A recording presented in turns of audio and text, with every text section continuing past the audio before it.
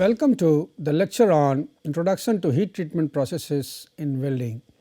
So, we know that heat treatment processes are employed to optimize the properties in the materials, and for that we are subjecting the material to thermal cycle. We are heating and cooling in different ways for different heat treatment processes to achieve the combination of properties we want. So, this is also required for the welding products also. When we do the welding, especially in the fusion welding processes, then in that case the material is subjected to the thermal shock. Basically you have a heat affected zone, and also because of the value of stresses which are developed, the material may have large amount of stresses inside it. Many a times because of that there is distortion, or there may be even cracks, and also the properties which are lost, you may have to recover those properties, or you may have to change the properties. So, for that so similar to the cast materials, you have also the heat treatment processes required in the case of welding. So, we will have the basic understanding about the some of the heat treatment processes which are widely used for welding parts. So, as we know that depending upon the composition of parent material, welding processes and the associated welding conditions involve various heat treatment processes to achieve desired properties in end product. So, as we know that you may have the different type of parent materials whose compositions are different, maybe ferrous or non-ferrous. Then in ferrous also we know that there is large variety of ferrous based alloys. Similarly, there is large variety among the non-ferrous alloys. So, varying from cast iron to steel, and in steel also you will have different types of steels, low alloy, high alloy steels, you will have austenitic steels, or that way. So, you need to have the understanding about the heat treatment processes and the associated effect of the heat treatment on the desired properties. So, some of the heat treatment process which are more popular and which are used normally for when we weld the material. So, in those cases some of these typical heat treatment processes are like annealing, normalizing, hardening, tempering, andTempering, martensite, precipitation hardening, many others are there. So, we will have the idea about in a nutshell we will have the idea about these processes. So, coming to the first process, suppose say the annealing. So, as we know that annealing is the heat treatment process which refers to the process where the cooling rate is very slow. So, in that case its main purpose will be to remove to get the material rid of the stresses which are developed while welding. So, during any phase transformation process, especially when you have you are giving the thermal treatment, you are heating and further cooling in a fast way at a fast rate or so. So, the temperature gradients are set up that results into the formation of stresses or so. So, you need to have the material basically free of stresses. Then many a times because of the very fast cooling, you also develop very hard surfaces, and many a times it becomes difficult to machine. So, you need to have also the increase in the machinability. So, that is one thing. Then similarly many a times if you have to increase the toughness so at the cost of hardness. So, that way also you have to basically go to a particular temperature and reduce the temperature at a very slow rate. So, basically we must know that at what temperature we should go, and from where how we should cool. so that the annealing, the benefit of annealing is achieved. So first is annealing, and when we talk about annealing, then normally we refer this term as the full annealing. So for that what we do, so also the heating rate or cooling rate, normally especially the cooling rate, it will also depend upon the thickness, section thickness of the specimen, weld specimen or cast specimen or specimen which is there. So in that case you have some guidelines, like if you go for full annealing, in that case the specimen is heated. So specimen is heated to 30 to 50 degree centigrade above upper transformation temperature. So if we are talking about steel basically, and normally if you may have hyper eutectoid steels right to the eutectoid point, or you may have hypo-eutectoid steels which is left to the eutectoid point, that is may have carbon less than 0.8% or it will be maybe more than 0.8%. So for the hypo-eutectoid steels, normally you are heating to 30 to 50 degrees C above the upper transformation temperature,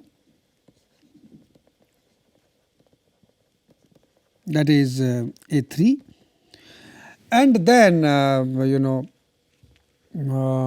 again 30 to 50 or some value will be depending upon what is the carbon content of the steels. Accordingly you will be going, and then it will be held at that temperature. So you will be holding at that temperature for some time. So basically that you ensure, because the carbon which is there in the form of ferrite and pearlite in normal case. Now you are going into that temperature zone. So if you talk about a normal case, so this is how it goes. So this is your 0.8%, and this will be your 727 or 730 degrees centigrade. This line lower transformation, lower critical temperature, and this is your upper critical temperature, this line. So this line, and this zone is the gamma zone. So you have to go somewhere in this zone. So you have to go on this zone basically. So for this composition you have to go in this zone. Now we are talking about the hypo-eutectoid steels. So we are going 30 to 50 degrees centigrade above this line, and then we are holding for some time, so that carbon basically distribute itself evenly throughout the austenite. So to ensure distribution of carbon evenly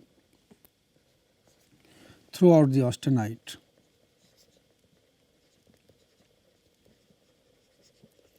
so if the temperature is high in that zone and you are allowing that temperature to hold for some time, in that case the diffusion will take place, and then carbon, as we know that it is carbon in the FCC iron, and earlier you have the ferrite which is carbon in BCC iron. So it will come out and then it will fit into that FCC places. So accordingly, so for that you need to have the holding at that temperature, and then so if you normally do the holding, for holding also for holding also there are certain rules, and I mean some guidelines, and it is hold at the rate of for about 2.5 minute per mm thickness.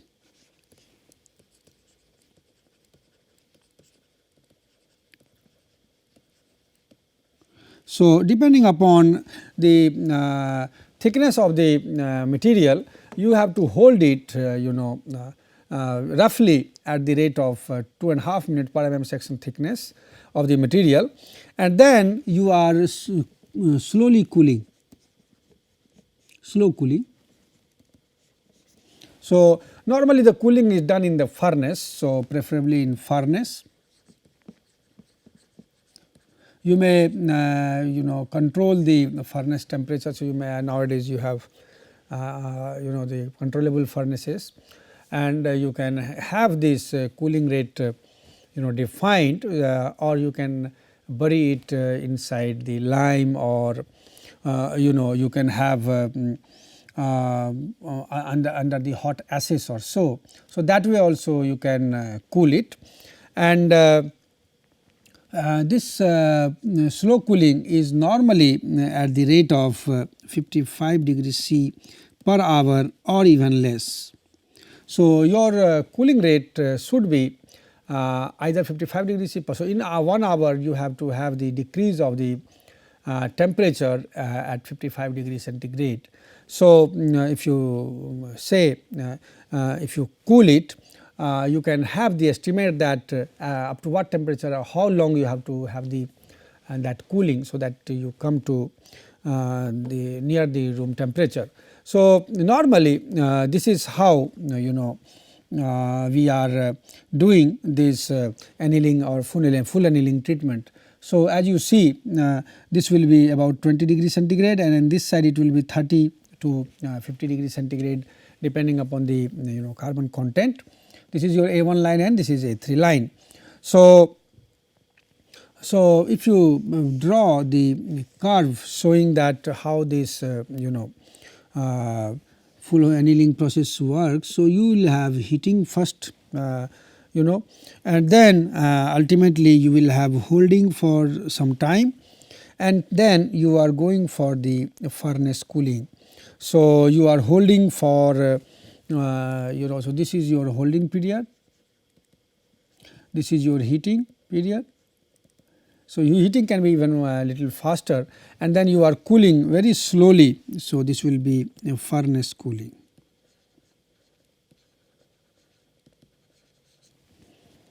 So, many a times because the full annealing you have to hold and you have to cool in the furnace at a very slow rate. So, many a times what we do is to avoid that time, or to reduce the time which is spent in very slow cooling, we also cool isothermally. So, that is known as isothermal annealing. And in isothermal annealing what we do is we heat, and after that for cooling we are holding in a salt bath. So, a salt bath is there. So, this salt bath will be maintained at certain temperature, and this will be going close to about more than 900. So, this will be 900 degrees centigrade. Now, a salt bath will be maintained at some temperature which will be close to 650 degrees centigrade, and we hold at this for sufficient number of time, sufficient amount of time. So, that is basically because we are keeping at this temperature this salt bath, which is close to 650 degrees centigrade somewhere. Now, this is to ensure that there is complete transformation of austenite to perlite if you are holding at that temperature, because this is below that critical temperature. So, according to the Utictor reaction, you will have austenite transformed to ferrite. So, to perlite. So, this bath is maintained at 650 degrees. You are quickly dipping that in this temperature, then holding for some time, and then cooling fast. So, cooling to the cooling freely in the air. So, you can cool freely in air. So, this type of, so this is your this cycle is the upper cycle is for the full annealing, whereas the same advantage you can have I mean disadvantage is the time. So, for that you can go for another type of annealing, that is known as isothermal annealing.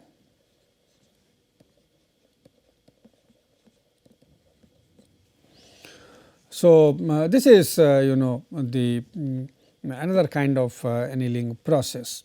Now, there is another variety of annealing, and that is known as subcritical annealing.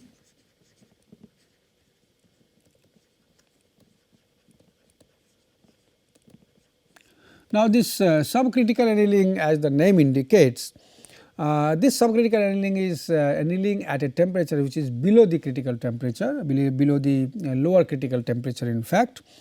So, in this process what happens, the steel will be heated to a temperature. So, in this steel will be heated to a temperature lower than the lower critical temperature. So, heated to temperature of about 650 degrees centigrade. So, at this temperature if it is heated, then it will ensure the recrystallization and uniformity of the structure, to ensure recrystallization and uniformity of structure. Typically the uniformity of the structure, and once you heat, then you are cooling in free air.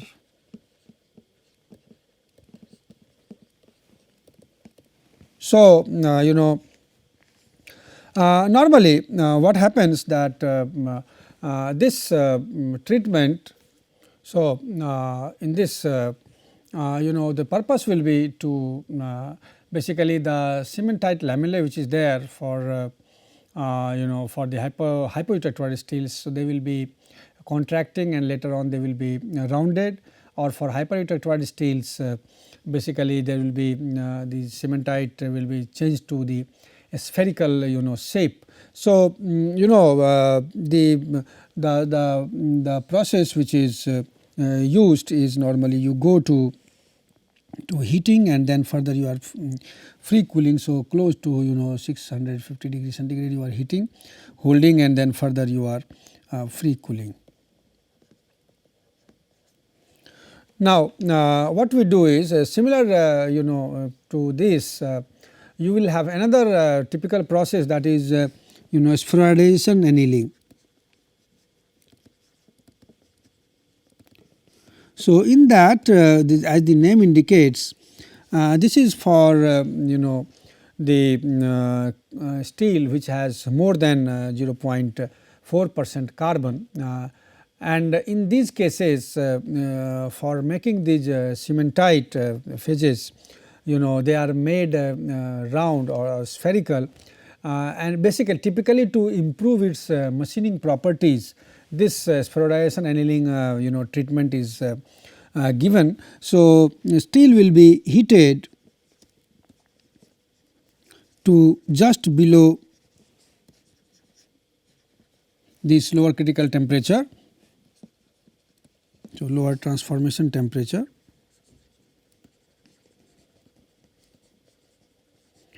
and it will be held at that temperature for many hours.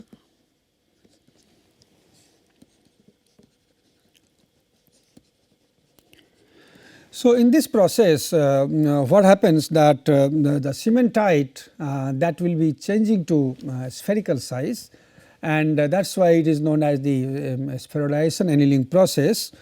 And so, you will have the ferrite matrix left throughout, and that improves the the machining properties of the material.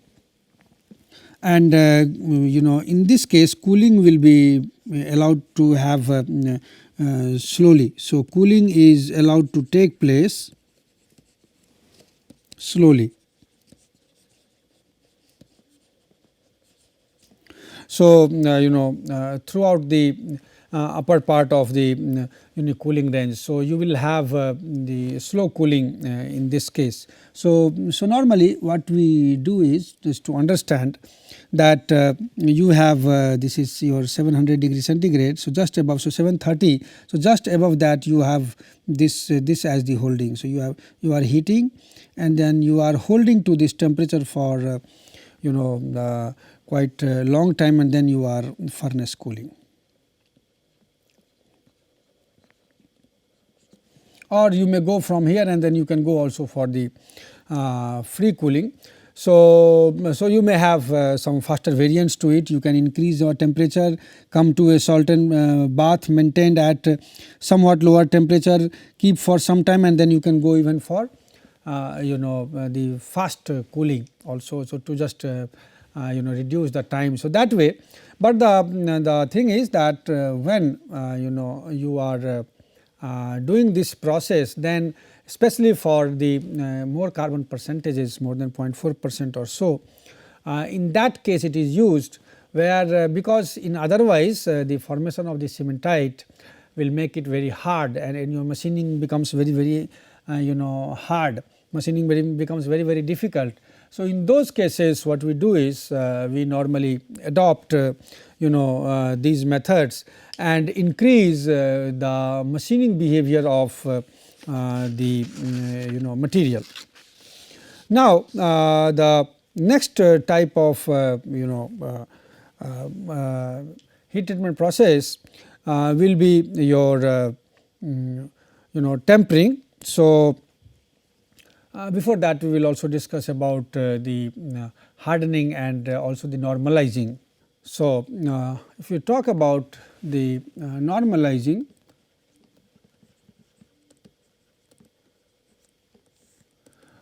in normalizing, normally as the name indicates, again we are going to the temperature above the upper critical temperature, and then from there we are holding for some time, and then we are cooling in freely in the air. So that is the normalizing process. So here the cooling rate will be faster than that is achieved in the case of annealing, and you have a refined structure as compared to what we achieve in case of annealing. So normally you have the heating rate, and this is your temperature, which is this is 700 and this is your about 900 or so. So we go more than 900 degrees centigrade, and then we are holding for some time, and then we are going for the free cooling. So that way this is your free cooling in still air. So we are cooling to room temperature in this case. So this basically refines the grain structure. So what we do is heat steel to temperature 30 to 50 degrees C above upper transformation temperature,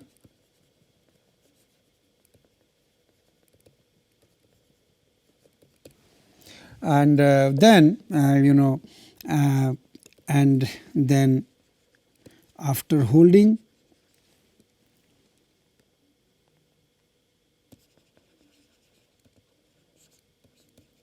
for some time, that is sufficient. Basically you have sufficient time, cooled in normal air. So that way you have the fine grain structure as compared to the annealed structure in this case, because the cooling rate. So here the cooling rate, when we are cooling in the fray normal air, in that case your cooling rate is faster. In case of furnace cooling, this line goes like this. So you will have a slow cooling, whereas if the line is following this way, the slope, in that case this cooling rate is fast, because for the same temperature drop it takes less time. So you will have more smaller grains formed, and you will have fine grained ferrite plus pearlite structure formation. So it is basically faster than full annealing, and often it is used in the welding industry to refine the coarse grain structure. it will also at the same time it will be reducing the stresses, because you are heating and then you are cooling, which is not very fast as compared to quenching, which we will discuss, but it will reduce also the stresses. It will refine the grains, which is if you have a coarse grain structure at certain point in the welded specimen. So, it will also remove the hard zones that way. So, it is normally useful. So, it is normally suitable for the low carbon and low alloy steels. So, normally applicable to low carbon and low alloy steels.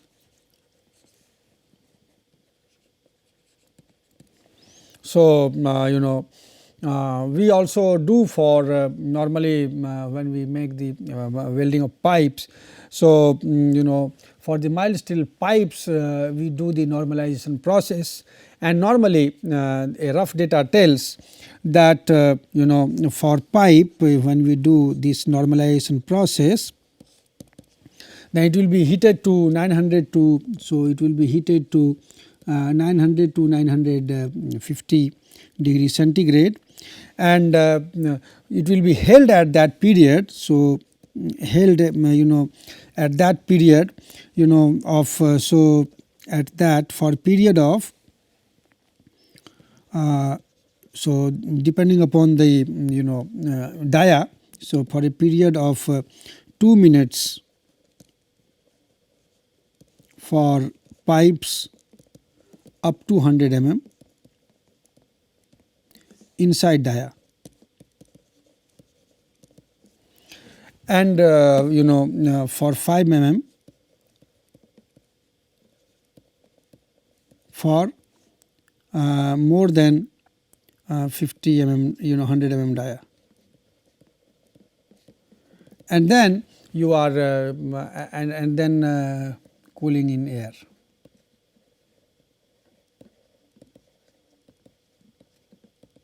So, that way what we do is you have the data normally for the different type of materials depending upon the thickness, section thickness or so. So, that process will be known as the normalization process. Now, we will have the introduction about the quenching process or the quench hardening process. So, when we talk about quenching or hardening, in that case we are concerned with the cooling at a very fast rate. So, you have to immerse the heated specimen into a liquid which is at room temperature or even at lesser temperature, and depending upon the liquid of different properties, how it can extract the heat from the specimen, you will have different types of or different level of cooling rate achieved in the specimen, and accordingly you will have the different properties being achieved. So, the next so the process is hardening. Now, when we talk about hardening, as we said, so again here also we are heating to a temperature which is again 30 to 50 degrees C above the upper transformation temperature, and then you will be holding at that temperature for enough time, and then further we are cooling in the cooling at a very fast rate. So, you will have steel heated to 30 to 50 degrees C above upper transformation temperature,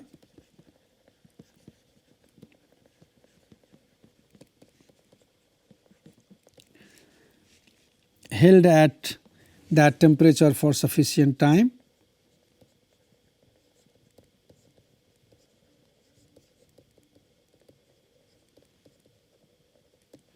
so it will be ensuring that it is completely converted to the austenitic form, and then you are quenching it, and then quenching in water or oil, okay, or some other cooling media. So, it will be transforming. So, at that very high temperature, the austenite is completely converted to martensite. So, you will have a martensitic structure, the product of this hardening process. So, if you go for the slower cooling, then you will have the pearlitic structure, and if you have the higher cooling, then you will have the martensitic structure. We have studied the TTT diagrams, which shows that how if you go for the slower cooling, then you are in the pearlitic zone, and if you are increasing the cooling rate. So, if you are your cooling rate is higher, if it is will pass the nose of the C curve towards the left of the C curve nose, and if you are going at a fast rate, in that case you are likely to have this formation of martensite, so in that case. So, the quenching basically or the hardening process means that you will have the cooling heating to the temperature above the upper transformation temperature, holding at that temperature, and then cooling at a very fast rate. Now, the thing is that the properties which will be achieved, it will be depending upon the percentage of carbon of the steel, and the temperature to which you have heated, and you have holding is done for how much time, and what will be the cooling rate under which the material is subjected to. So, on all these parameters, the property of the material will be depending upon. So, if the now the thing is that it also defines the hardenability of the material, as we know that when we talk about hardening. So, similar so that will be also defining the term hardenability, and hardenability will be talking about the condition which tells that how easily you can conform, you can transform the austenite to martensite. So, if by cooling you get to martensite easily, it is easily hardenable, or vice versa. So, and carbon is a very important element for that, because you need somewhat amount of appreciable amount of or significant amount of carbon, because that will only be responsible for making the martensitic phase. If the carbon is less than certain value, then the chances of having martensite will be less. So, it is normally if you have the carbon, so if the carbon is less than 0.15%, in that case you will have no effect of quenching. So, quenching you cannot have much effect, but also if the carbon content is more than 0.83%. So, in that case you are not trying also to convert the free cementite to austenite, because this will be already quite hard, and it will be producing a coarse structure. So, the hardening capacity of the steel will increase with the carbon content increasing, and it will be increasing up to 0.6%. So, you will have also there are data which tells that up to 0.6% the hardening capacity of the steel will increase with the carbon content. Now, when you may have the use of different types of the coolant medium, you can have water, you can have brine solution as the quench medium. So, when we use the water as the quenching medium,